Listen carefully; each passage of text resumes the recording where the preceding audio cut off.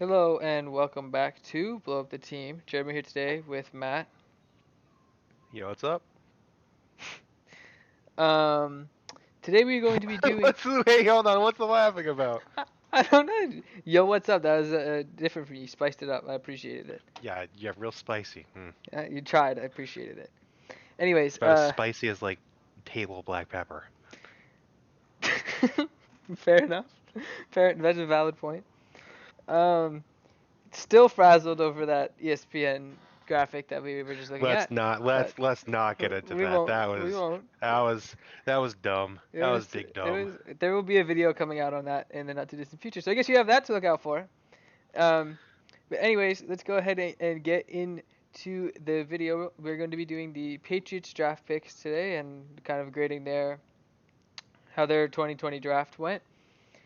And of course, before we get into it, any video clips that you see that are not straight from the ESPN draft page will be linked in the description down below. Anyways, let's start by talking a little bit about the 2019 New England Patriots. I would say that this was probably one of the best defensive teams I've really ever gotten to watch. And it definitely showed. Their offense was kind of, I don't know, they showed spurts, but Tom Brady he just wasn't what he once was. There was a lot more kind of short underneath routes. He struggled to throw the ball vertically, in my opinion. He kind of missed a lot of guys like down the field. Um, there was the whole Antonio Brown signing for 1 week. That was something else. Yeah, come on. 1 week of Antonio Brown. That was absolute just batshit.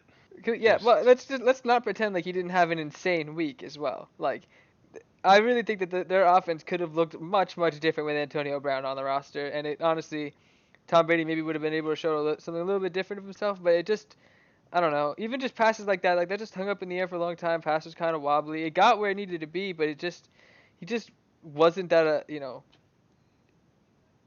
greatest of all time, he wasn't. question Hey, mark. listen, he looks like a 40. He looked like a mortal that season. He looked, like a 40-something-year-old Tom Brady, not the, Tom Brady that people have known for the past 2 decades. Exactly, and that was kind of to be expected. Oh, Um, absolutely. but anyways, they were 15th in yards per game, 8th in passing yards per game.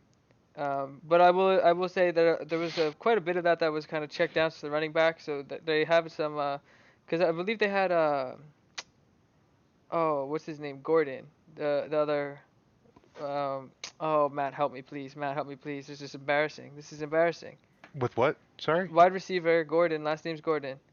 He was on the Browns. Not Josh. Is it no, I don't think it's Josh Gordon either. What's it? Hold Oh, on, this is hold on, embarrassing. hold on. This is embarrassing. NFL wide receivers. Is it? Nah. Receiver Gordon. Here we go.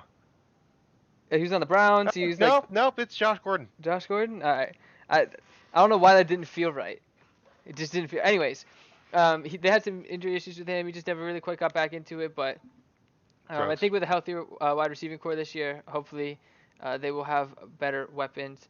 Uh, but there was a lot of like kind of underneath checkoffs to Sony Michel, James White, Rex Burkhead. Those three guys were kind of the three like running back guys in the backfield.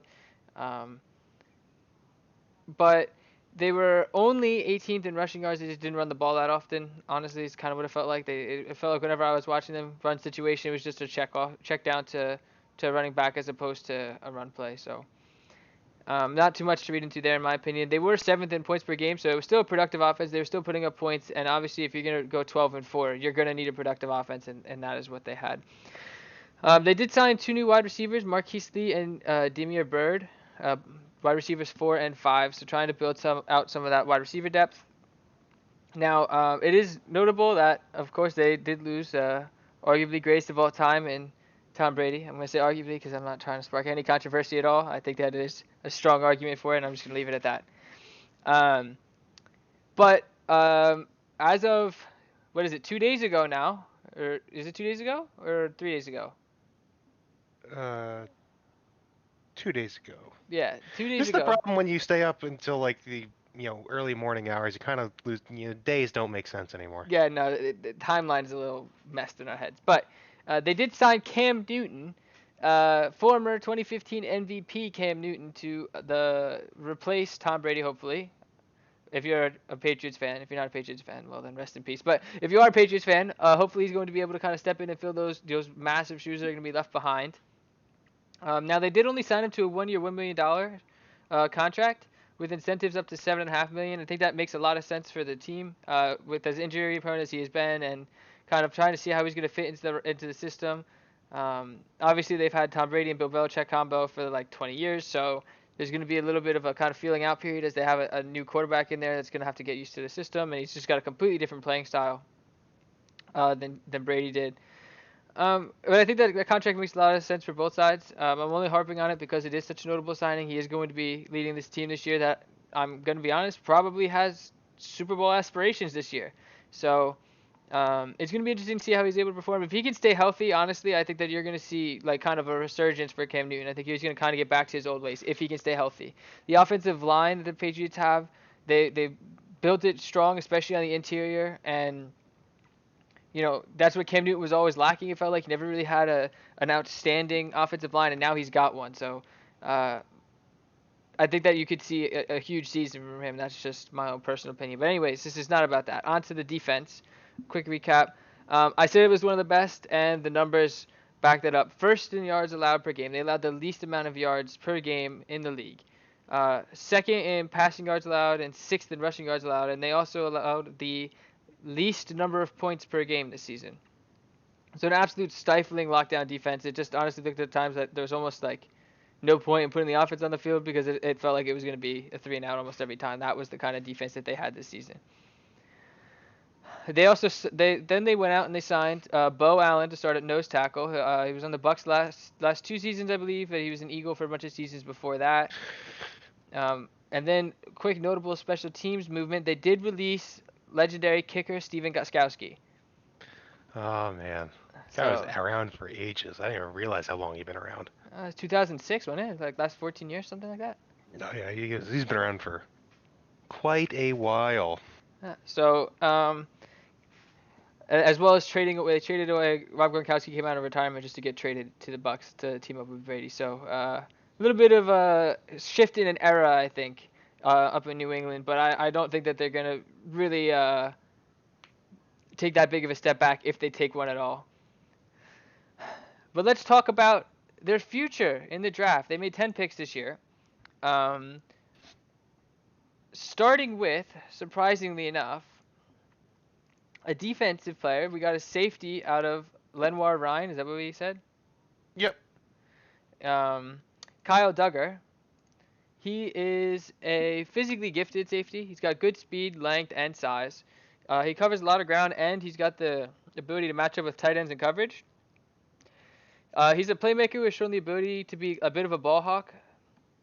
And he's also a strong tackler with some stopping power. Now he's currently listed as a backup to Devin McCourty, which, I mean, picking up a guy for this defense, I wouldn't expect him necessarily to come in and be a starter day one. But he's definitely got a lot of strong potential, and I think he could be maybe a safety that they kind of look to build into the defense going forward for the future. It's just going to come down to how he's able to make the transition to the NFL level. But I think that's a very solid backup to have behind Devin McCourty. Kind of gives them more depth at the position, which was something that they were definitely looking for. The Patriots have been known to have some of the best scouts. Obviously, finding the most notable, we talked about a lot, Tom Brady in the 7th round, is something else. So I was kind of expecting high going into this, and I don't think they necessarily disappointed. Next up was Josh Uche, I'm going to go with, defensive end out of Michigan.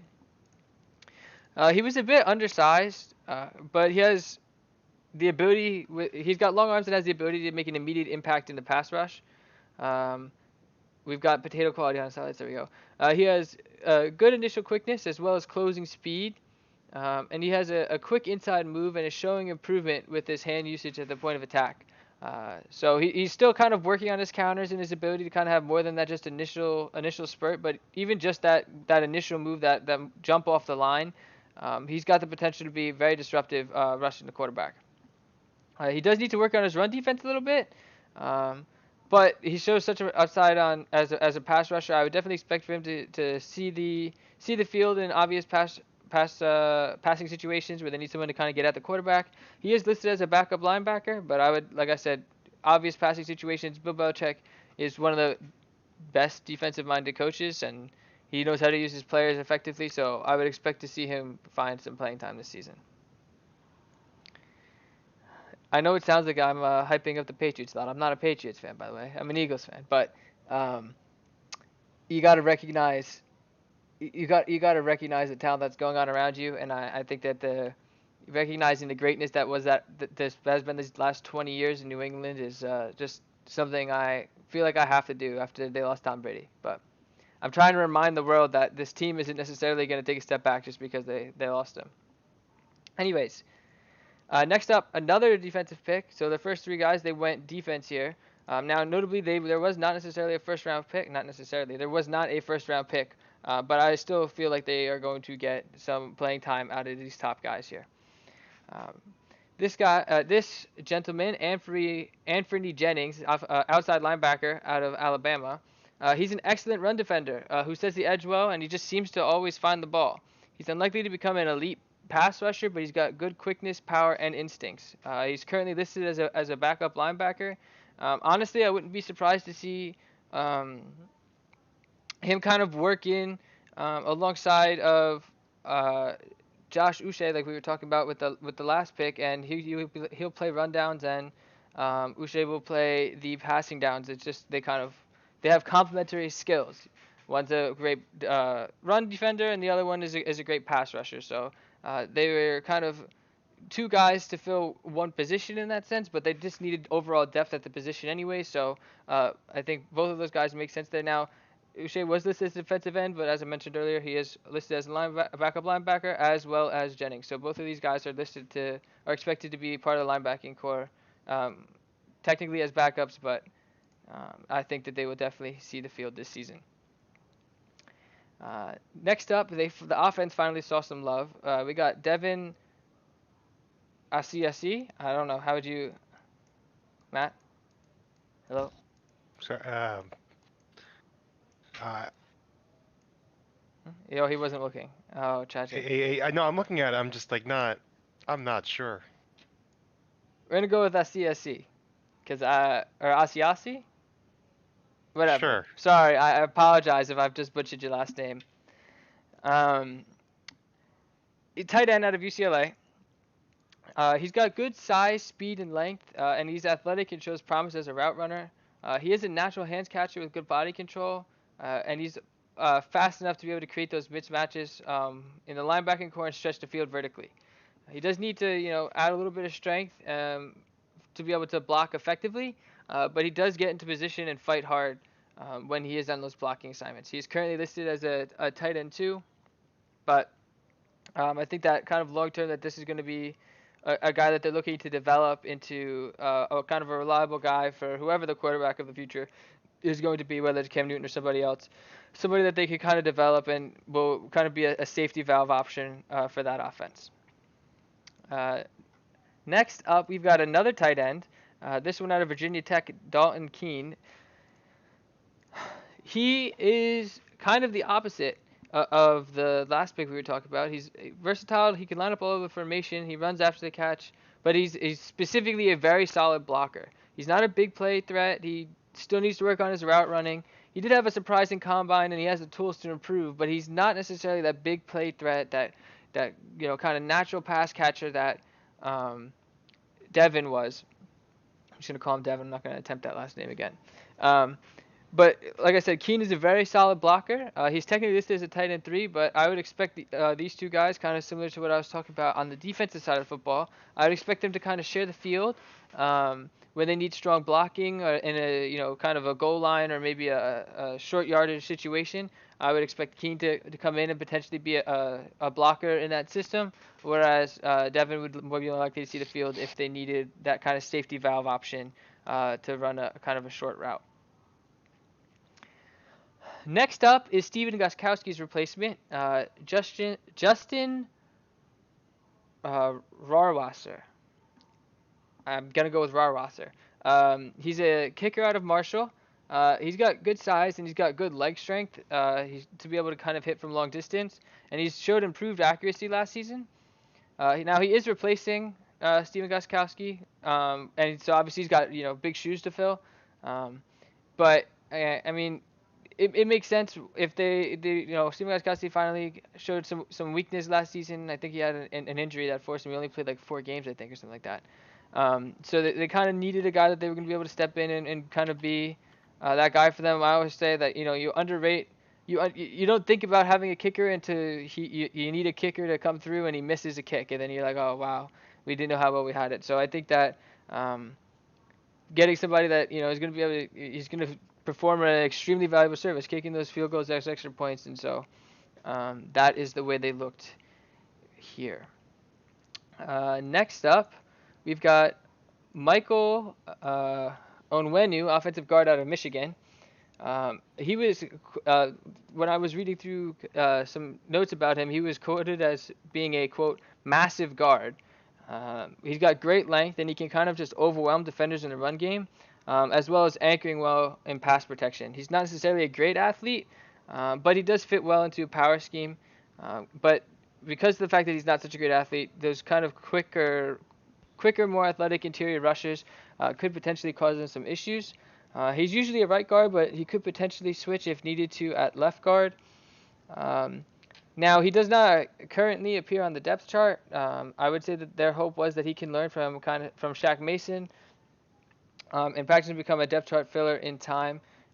I did strike me as a little odd that he wasn't on the depth chart, so I'm not sure if I missed a trade in there somewhere or if they didn't sign him. I'm not entirely sure, but I was looking and I didn't see anything.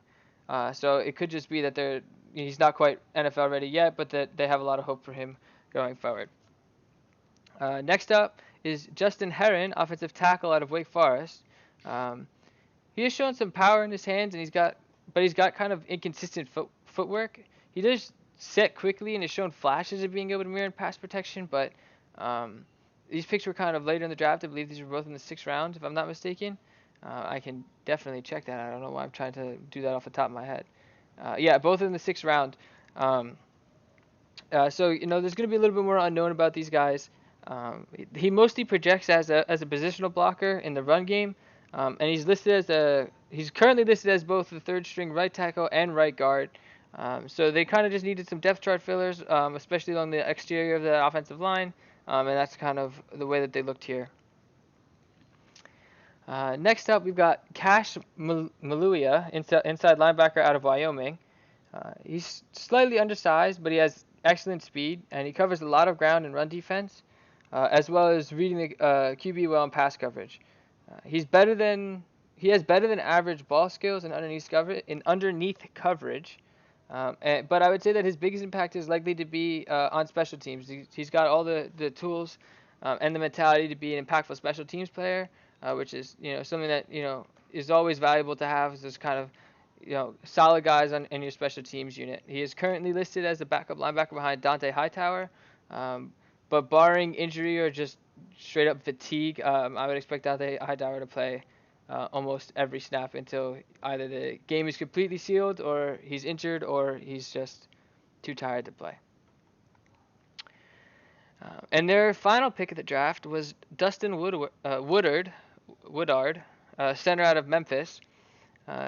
He's versatile and he can realistically play anywhere along the offensive line if needed. He's a bit undersized with less than average length, but he's just kind of overachieved his entire way through his collegiate career. He gets into position well and he plays through to the whistle, and is currently listed as a backup center. Now, the fact that he plays through the whistle is just something that just speaks to his character. You can't teach that kind of stuff. So, anytime that I see a guy that has that noted in his kind of like draft notes, I try to bring it up because you can't teach that kind of stuff, and that's the type of character things that I think that can make the difference at an NFL level. But obviously, we will have to wait and see. But that is it for the Patriots selections this year. I kind of flew through them mostly because there was quite a few guys on there that were either a little bit less recruited than some other prospects were, or they kind of maybe flew under the radar a little bit. but I do think that they filled out their depth chart pretty well. Finding guys that they can kind of try to build for the future with, and kind of try to develop under, allow them to learn under some of the veterans that they have on the roster now.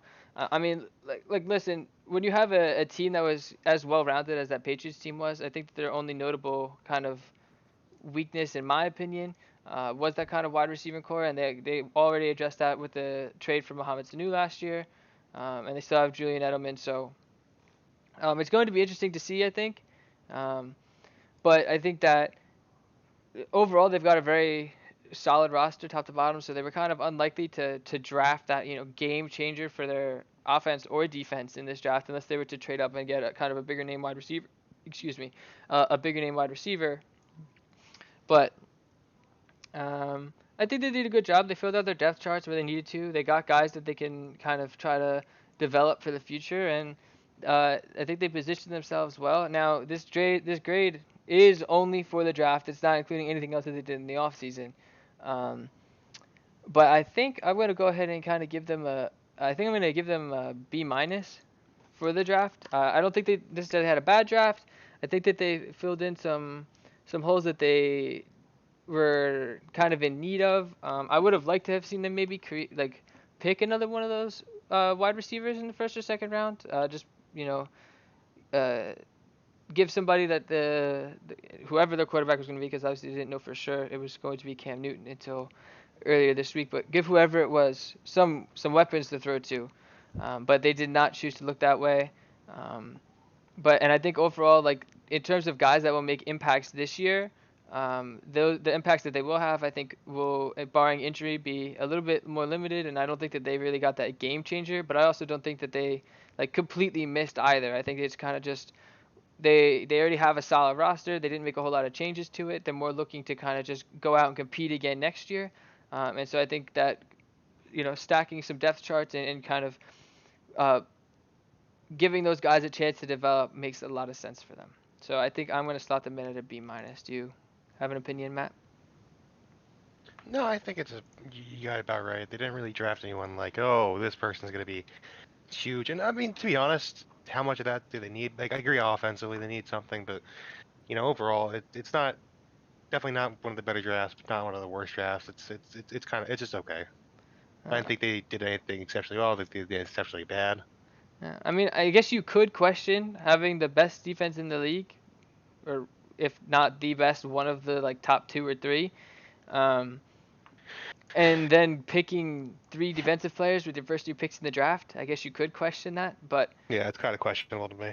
um, especially when they kind of need that guy that they can kind of look to on the offensive side of the football. Unless I'm completely sleep on uh, Devin Asiasi out of UCLA. I could be completely sleep on him, and he could be the next Gronk. I have no idea, but um, that is my take on it. But if you enjoyed the video, make sure to like, comment, and subscribe. Um, the link to the highlight video I was showing will be in the description down below, so go ahead and be sure to check that out. Also in the description is a link to our social medias, Instagram and Twitter, as well as our Discord. We aren't the most active on our Twitter or Instagram, but if you join the Discord and you want to, talk football, talk baseball, basketball, basically any sport, uh, e-sport even, Matt will probably be more No, active on absolutely. esports, but um, LCS, Counter Strike, let's go. um, Especially Counter Strike. Counter Strike, I swear to God, they have so much shit. so anyways, that that Discord link is there, so go ahead and come on over to that and say hi. Um, I think that we've covered all our bases for today. Tomorrow, Matt comes back with the Boston Red Sox. Before I Yep. follow him up on Friday with the Saints. You excited for the Red Sox? Be careful, Yes. you're a Yankee fan. Come on now. Yes. Woo-hoo. Okay. But with all that being said, I think that's going to be it for us for tonight. And we will see you next time. Peace.